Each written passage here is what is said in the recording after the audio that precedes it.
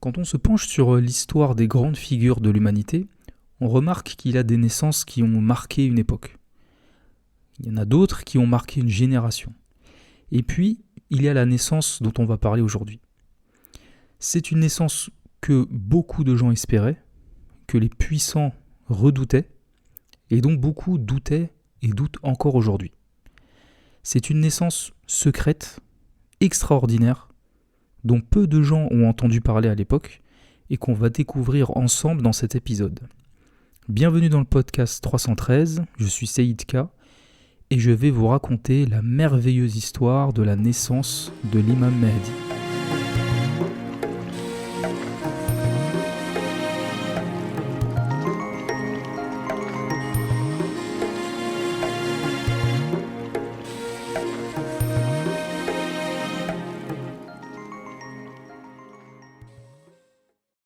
Alors avant de commencer, j'aimerais d'abord faire une mise au point par rapport au récit que je m'apprête à vous faire. Ici, comme d'ailleurs tout le reste du podcast, j'aborde le récit de la naissance de l'imam Mahdi, alayhi salam, selon le point de vue des Ahlul Bayt, c'est-à-dire le point de vue chiite. Et chez les chiites, l'imam il est né depuis plus de 1000 ans. Donc, je le dis d'emblée, pas besoin de préciser en commentaire que non, il n'est pas né, que le récit est faux, que c'est n'importe quoi, etc. Je connais parfaitement le point de vue sunnite majoritaire. Je dis majoritaire parce que je sais qu'il y a certains savants sunnites qui reconnaissent que l'imam Mahdi est bien le fils de l'imam Askari, alayhi salam. Moi-même, j'y étais sunnite, donc je connais très bien ses avis. Mon objectif ici, c'est pas de débattre, mais c'est de partager notre tradition. Donc si vous êtes sunnite et que le récit vous pose problème, vous pouvez simplement changer de podcast. Franchement, je pense que c'est pas le choix qui manque.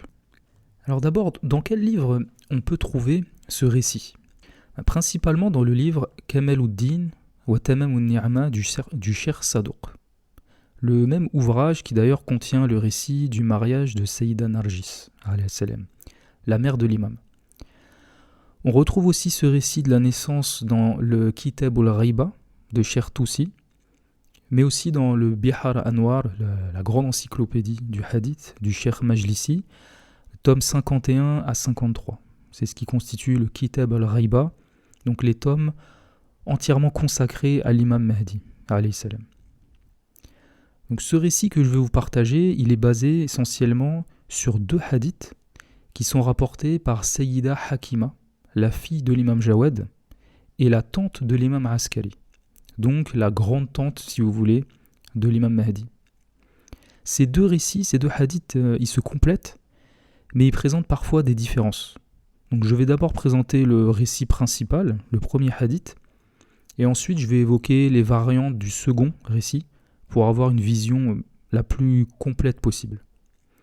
Alors ce sont de longs hadiths, donc il peut y avoir parfois des erreurs, que ce soit du côté du rapporteur, de celui qui a copié le texte, et tout ça, ça arrive souvent. C'est ce qui peut expliquer les différences dans les récits.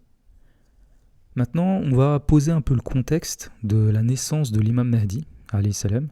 Donc où et quand se déroule cette naissance ?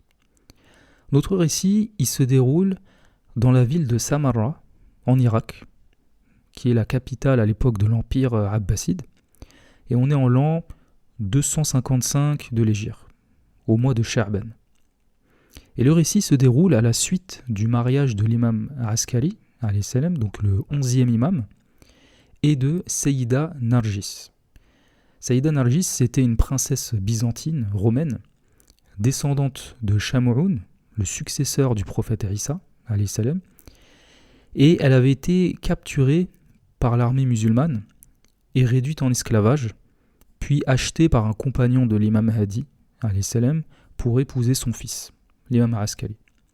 Alors je passe rapidement sur tout ce contexte parce que en fait, j'ai détaillé ce récit dans un épisode dédié qui s'appelle « L'incroyable histoire de la mère de l'imam Mahdi, alayhi salam ». Je vous renvoie à cet épisode pour le récit complet. Et d'ailleurs, si vous ne l'avez pas déjà écouté, je vous recommande même de l'écouter avant cet épisode d'aujourd'hui, histoire d'avoir une idée beaucoup plus précise du contexte de l'époque. Et donc, dans ce précédent épisode, on avait terminé le récit au moment où l'imam Hadi, alayhi salam, il demande à Sayyida Hakima de s'assurer de l'éducation religieuse de Sayyida Narjis, la future mère de l'imam Mahdi, alayhi salam. Et entre le mariage de Sayyida Narjis et la naissance de l'imam Mahdi, alayhi salam, il y a eu un événement tragique qui est le martyre de l'imam Hadi, le grand-père de l'imam Mahdi, en l'an 254 de l'Hégire, soit environ 1 an avant la naissance du Mahdi. Autre élément de contexte qu'il faut absolument comprendre, c'est qu'à cette époque, l'imam Askari, alayhi salam, il vivait sous une surveillance extrême. Pourquoi ?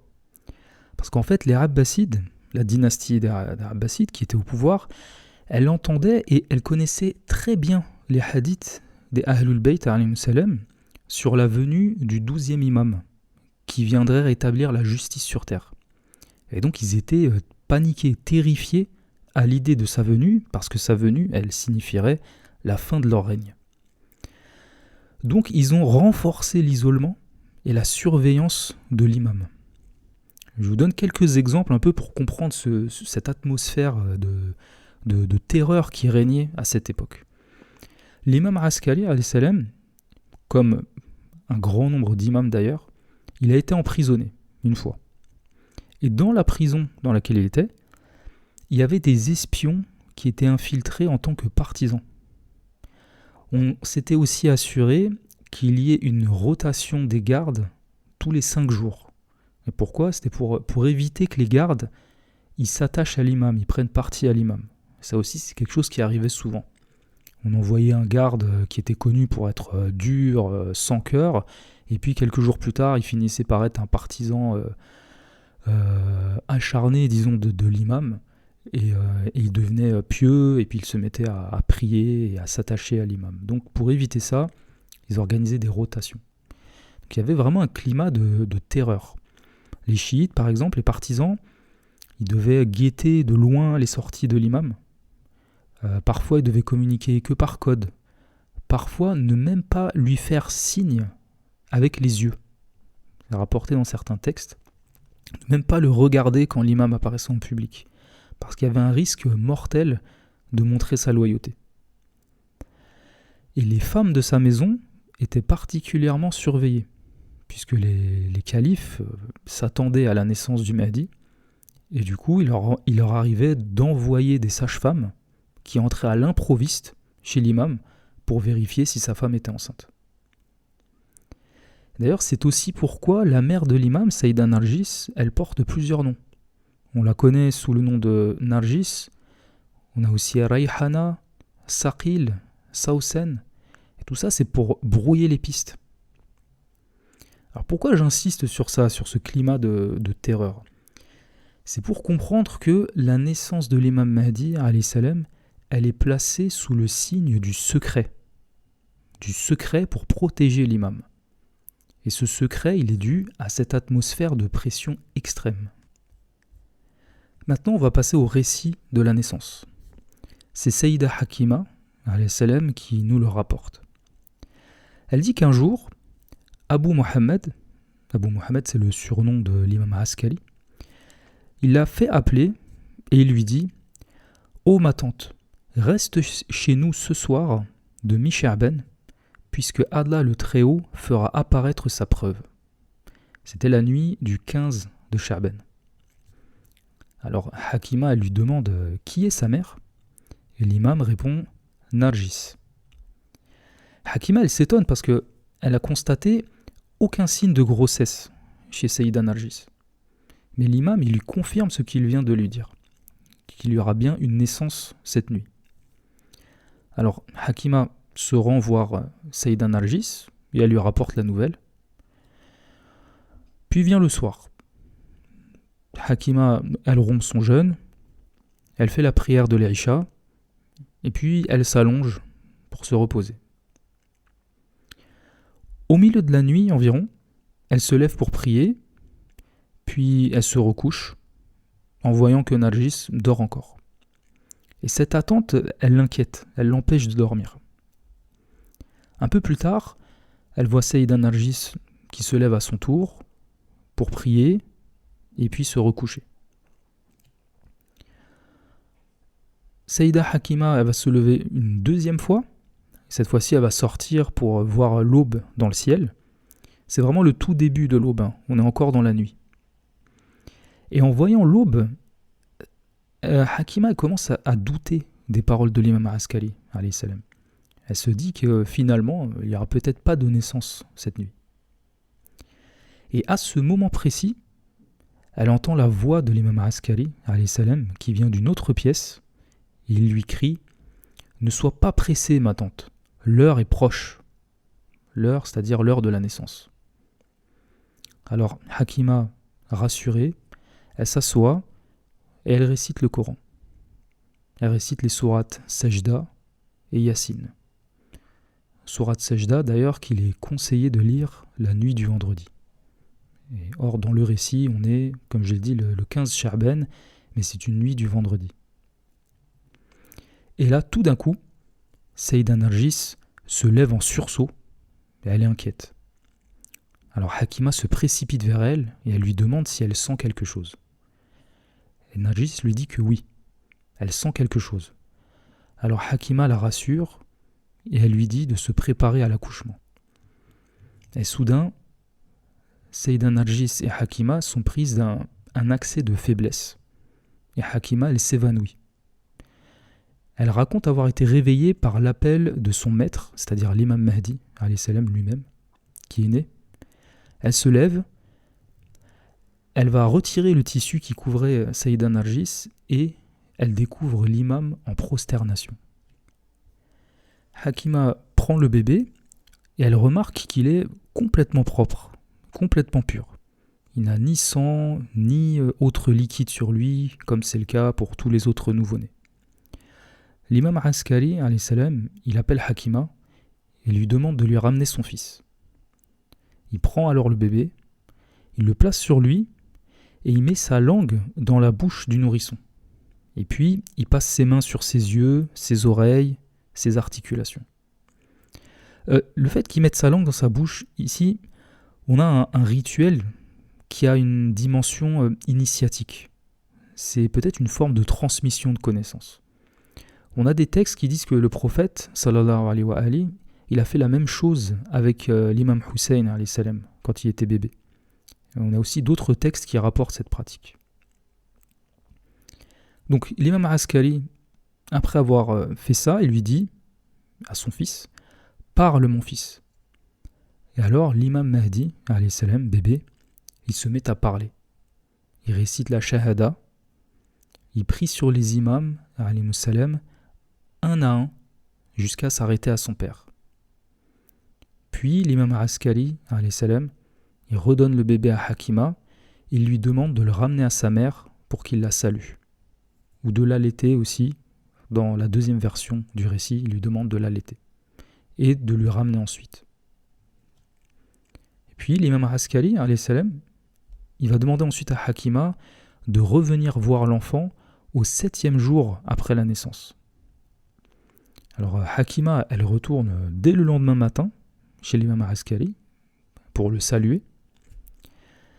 Et puis elle tire un rideau qu'il y a dans la pièce pour voir l'enfant, c'est-à-dire l'imam Mahdi. Et elle voit qu'il n'est pas là. L'imam lui dit qu'il l'a confié à celui à qui la mère de Moussa l'a confié. Le 7e jour, Hakima revient pour voir l'enfant. L'imam Askari, alayhi salam, il appelle son fils. Et donc il vient et il se met de nouveau à parler. Il récite encore une fois la shahada, il prie sur les imams et il va réciter des versets du Coran. Et on va revenir sur ces versets un peu plus tard, ces versets qu'il récite. Alors voilà pour le premier récit de la naissance de l'imam Mahdi, alayhi salam. Le second récit, il apporte des différences ou des détails supplémentaires. Par exemple, avant la naissance de l'imam, Sayyida Hakima, dans le deuxième récit, elle ne s'évanouit pas, mais par contre, elle ne voit plus Sayyida Narjis. Elle la voit littéralement disparaître devant elle. Toujours avant la naissance, dans le second récit, Hakima, elle entend une voix venant du ventre de Narjis, et cette voix, elle récite des versets du Coran, et elle répond à ses prières. Et à ce moment-là, l'imam Askari, alayhi salam, il lui dit « Ô tante, ne sois pas étonnée par l'ordre d'Allah le Très-Haut. Il nous fait parler avec sagesse dès notre plus jeune âge et fait de nous une preuve sur sa terre quand nous grandissons. » Autre détail supplémentaire du deuxième récit, après la naissance, l'imam Mahdi alayhi salam, a levé son index vers le ciel. Il est aussi rapporté que l'imam est né circoncis, et on retrouve ce détail dans tous les récits quasiment de naissance des infaillibles, à commencer par le prophète, sallallahu alayhi wa ali. On rapporte aussi dans d'autres textes, donc là pas dans les deux versions du récit de la naissance, mais dans d'autres textes, que l'imam, lorsqu'il est né, il avait un verset du Coran écrit sur son bras droit.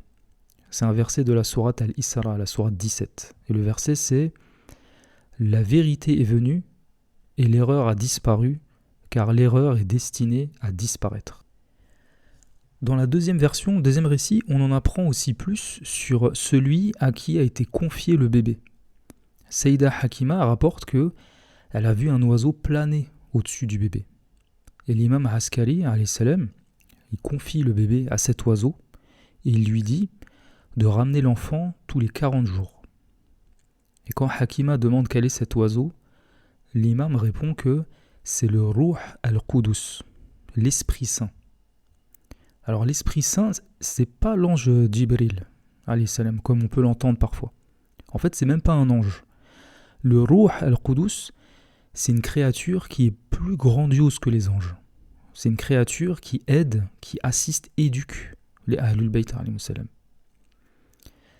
Cette créature, il est rapporté dans les hadiths qu'elle descend sur l'imam de chaque époque lors de la nuit de Qadr.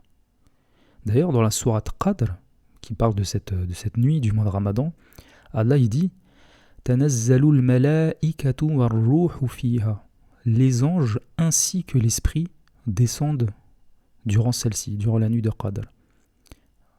On voit bien la différence, la distinction entre les anges et l'esprit. Donc cet esprit n'est pas un ange. Et donc suite à ça, dans la deuxième version du récit, Sayyida Narjis, elle se met à pleurer.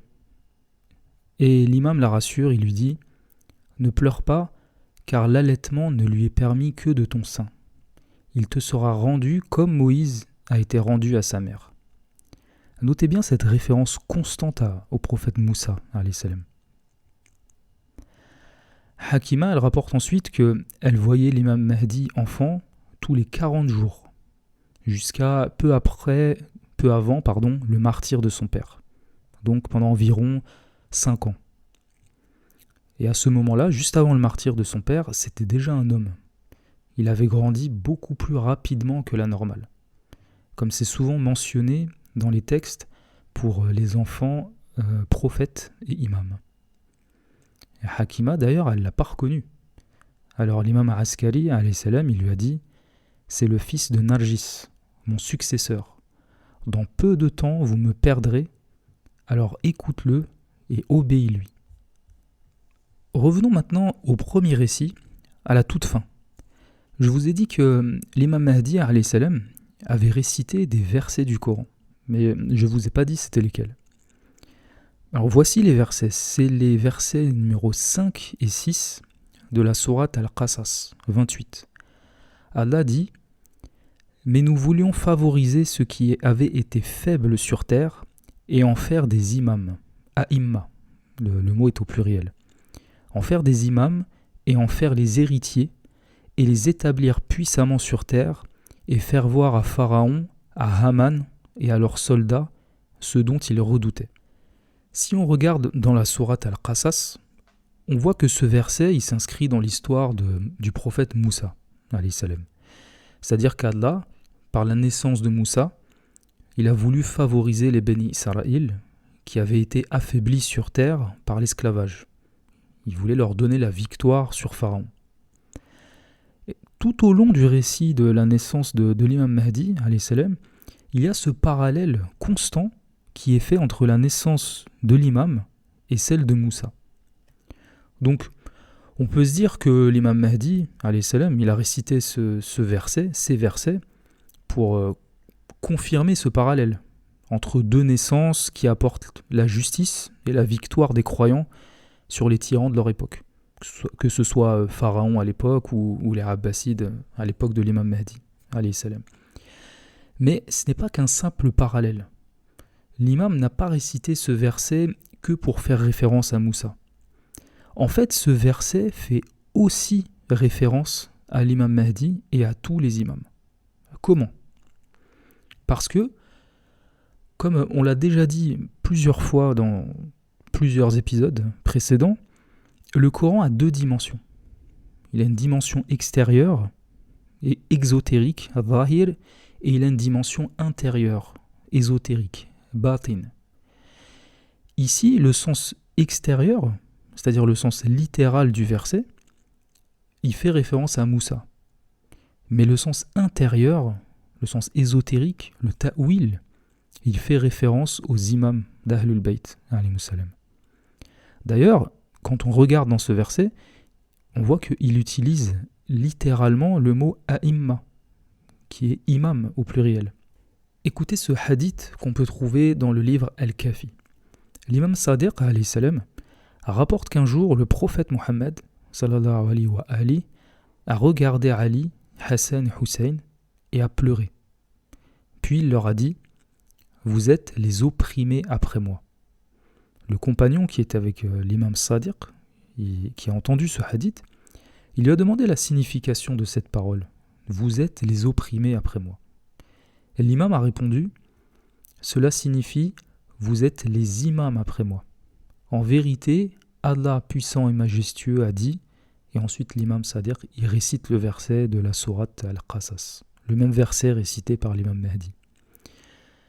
Et puis il a dit, pour finir, ce verset nous concerne et il s'applique jusqu'au jour de la résurrection.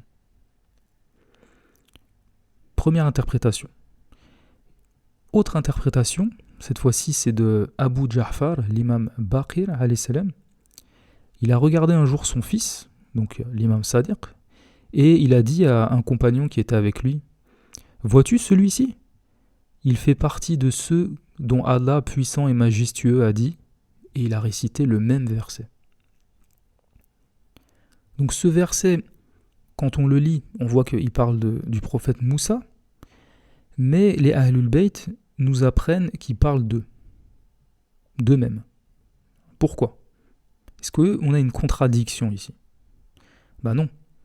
En fait, l'interprétation des versets du Coran, elle est mouvante. C'est-à-dire que le sens des versets, il change et il se renouvelle selon l'époque. Les Ahlul Bayt, alayhimus salam, ils nous enseignent que si un verset il descendait au sujet d'une seule personne et que cette personne mourrait, le verset il deviendrait inutilisable, plus applicable. Mais les sens du Coran se renouvellent pour être applicables à chaque époque. Donc ce verset de la sourate Qasas, qui a été récité par l'imam Mahdi, il désignait Moussa, et il désigne encore Moussa. Mais ensuite, il a désigné Ali, Hassan, Hussein, et chaque imam, jusqu'à l'imam Mahdi, alayhi salam. Et c'est comme ça qu'on lit le Coran à la lumière des Ahlul Bayt, alayhi salam. C'est comme ça qu'on applique le hadith des Thaqalayn, qui dit que le Coran et les Ahlul Bayt ne se séparent pas. Il y a ceux qui prennent le sens littéral du Coran pour l'appliquer. Ils vont prendre des versets qui parlent de guerre pour justifier des massacres au nom de la religion. Donc un islam totalement littéral, une lecture littérale. Il y a des personnes qui vont interpréter le verset selon leur point de vue, selon leur inspiration.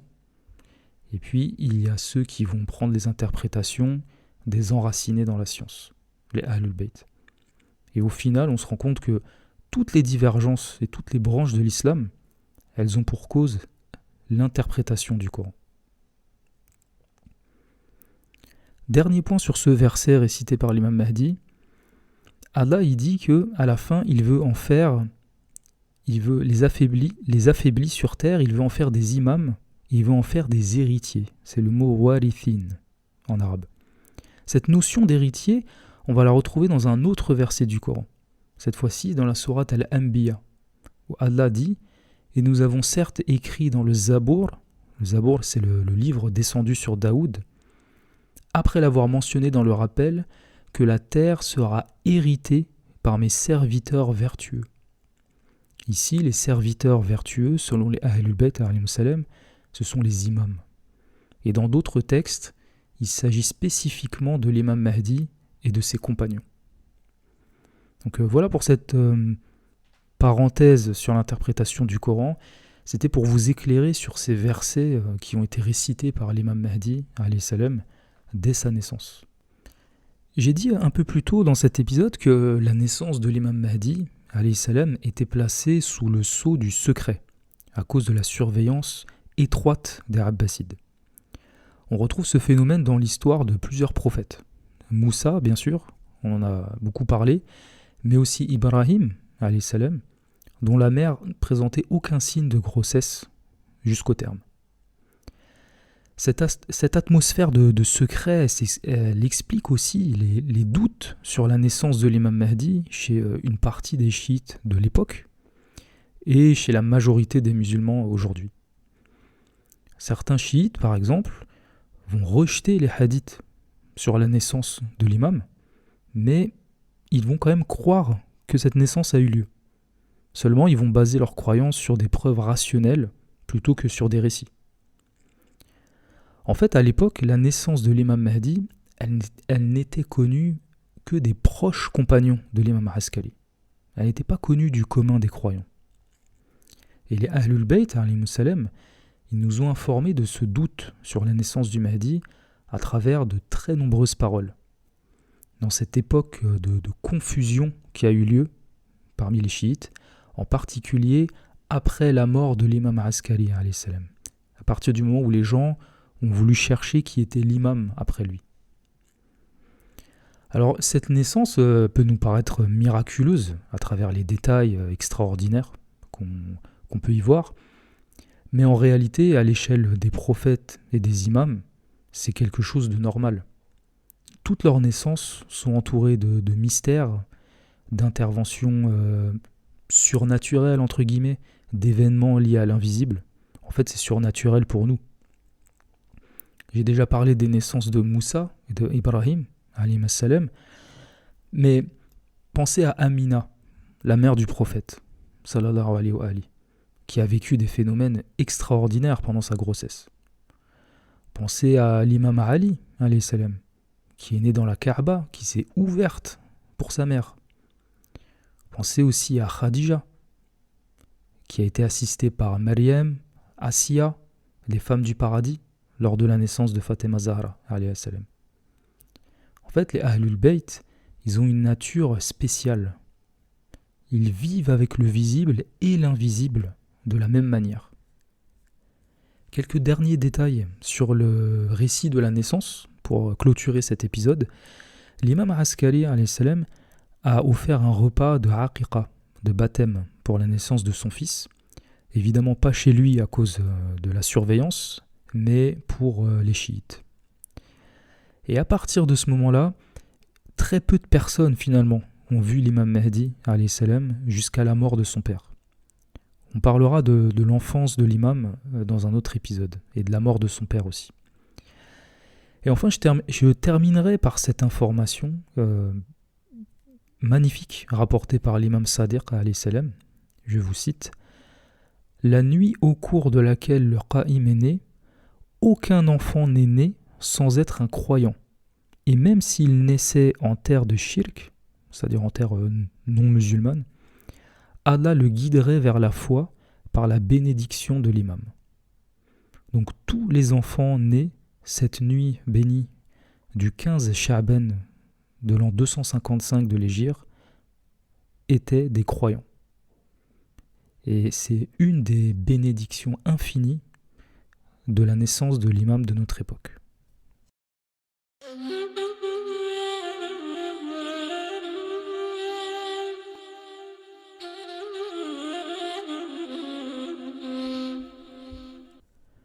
On arrive maintenant à la fin de cet épisode, qui j'espère vous a plu.